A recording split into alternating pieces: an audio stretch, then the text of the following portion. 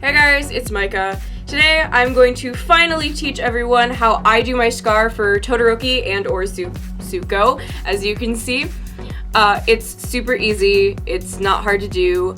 I use liquid latex with mine, but you can easily skip the latex portion of this tutorial and go straight to the painting if you don't want to or can't use liquid latex. If you like this video, make sure you hit the like button and make sure to subscribe to me.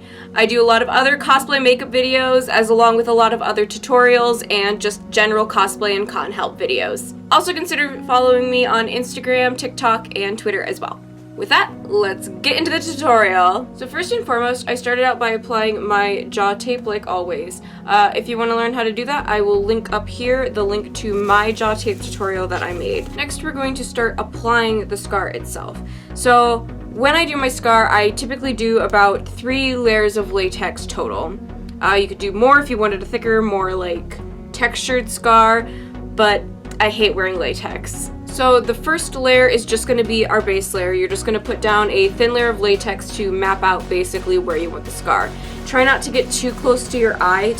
Stay pretty far away from that if possible. Latex should not get in your eye. That's bad.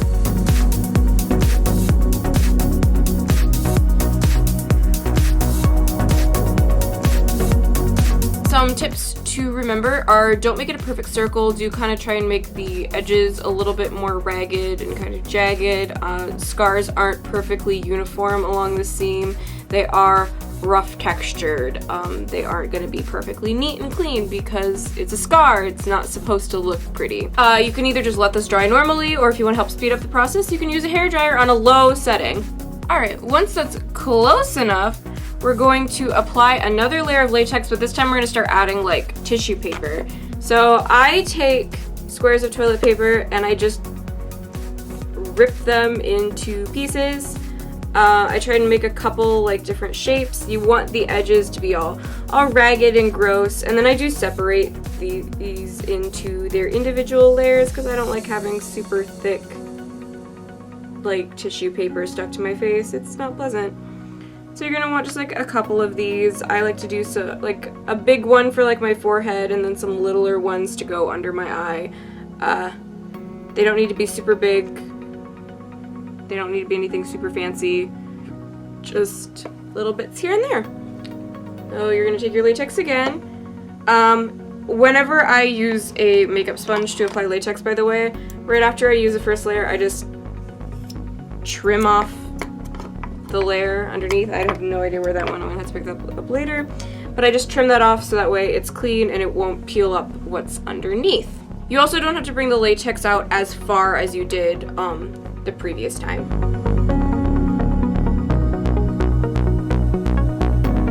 Once the latex is down, take your tissue paper and just figure out where you want it and stick it on.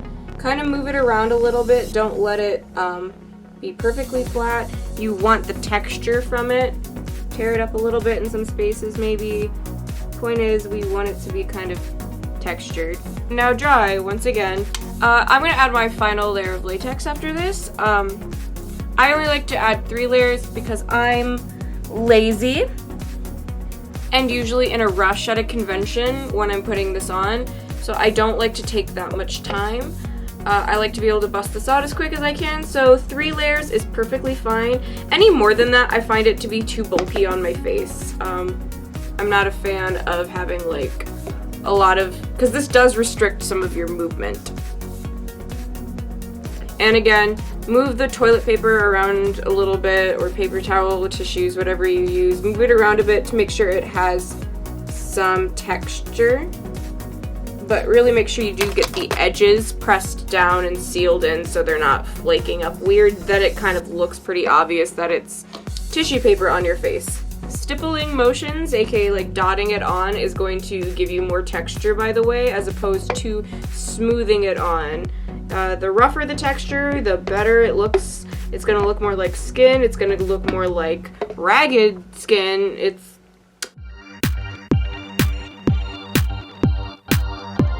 the final dry.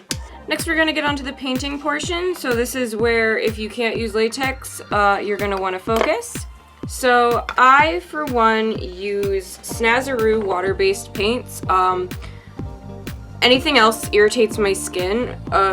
Well, anything that's not water-based irritates my skin. I don't like using grease paints or any other kind of paints. Don't ever use alcohol-based paints because you shouldn't be using those near your eye. It's bad for you. But yeah, I just use Snazaroo in literal just the color red. It's perfect. Before I do that though, I'm gonna apply just a little bit of concealer around my eye where the latex isn't, because it always stains, and this just makes it a little bit easier to get off, I find. Now that that's on, we can actually apply the paint. So I basically just pour some water onto my thing. Normally I'd have a sink. I don't. I use disposable sponges because I like to not worry about my makeup sponges getting all nasty and unusable for the rest of con. And just start applying it basically. Apply it obviously more densely towards the center of the scar, towards your eye, and then as you get closer and closer to the outside of the scar, you're going to fade it out.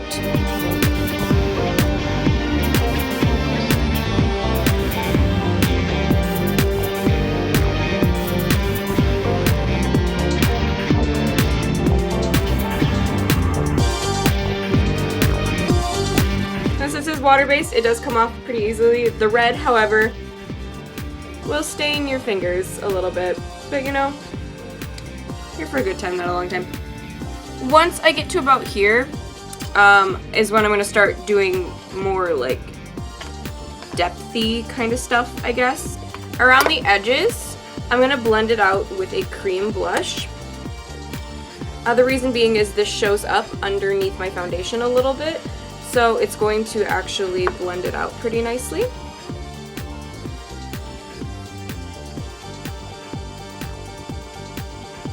It's going to help just get rid of that rough edge.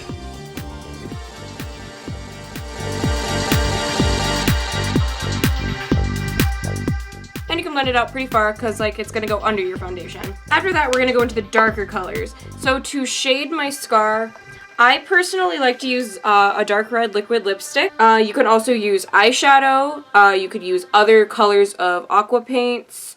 You could use different eyeliners, mascaras, anything colored. I just like using liquid lipstick. I don't know why.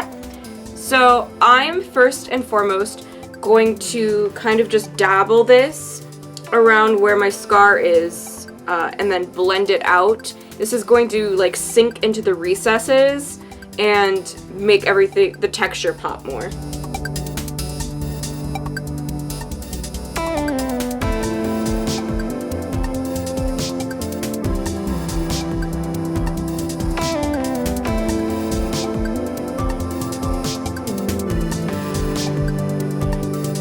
Now that did dry down pretty quickly, so I did end up switching to a sponge. Oh, this is very purpley undertoned. Now I like to use this to also then add shade to my eye as opposed to eyeshadow, just because I don't like going over any like aqua makeup with other brushes. I don't want to get the red on it, so I just like to use this to help create some shade and definition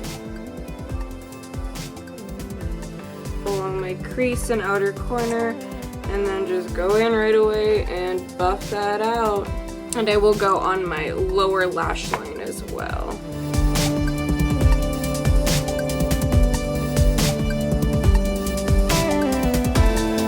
There are a couple spots where it's looking a little patchy and not as like bright and intense as I want, so I do want to then go back over it with some more of this red.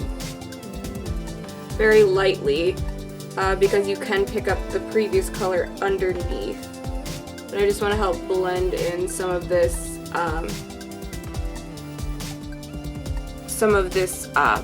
liquid lipstick, because it is a little more purple toned than I anticipated. I have actually not used this particular liquid lipstick for a scar yet. It's not bad though. I don't mind it. It just needs a little help. And with that, I'm pretty much done with this scar. I actually don't do too much more. Sometimes I might put a lighter powder blush to highlight some of this, but I don't have one right now in a color that would work. But I'm not mad at this, so I'm gonna finish doing the rest of my makeup and I will catch you in a second.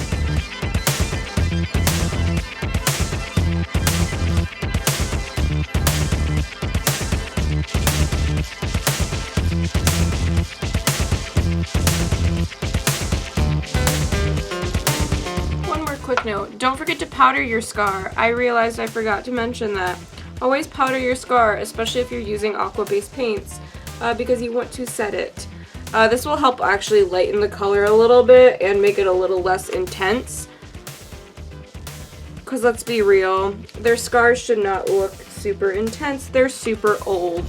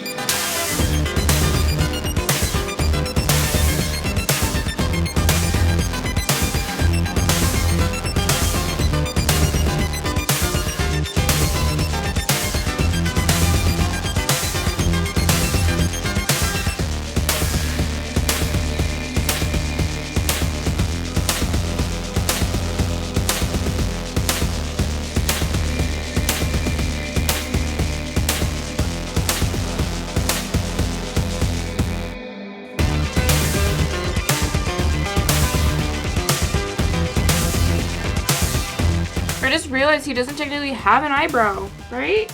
He doesn't have an eyebrow. Prince Zuko doesn't have an eyebrow. He does not! I am a fake fan! We're gonna try and mask it. I totally didn't just blow it because I was doing my Todoroki makeup without thinking, because Todoroki has an eyebrow for some stupid reason. We're gonna go with that. It's a lot darker than I wanted, but you know what?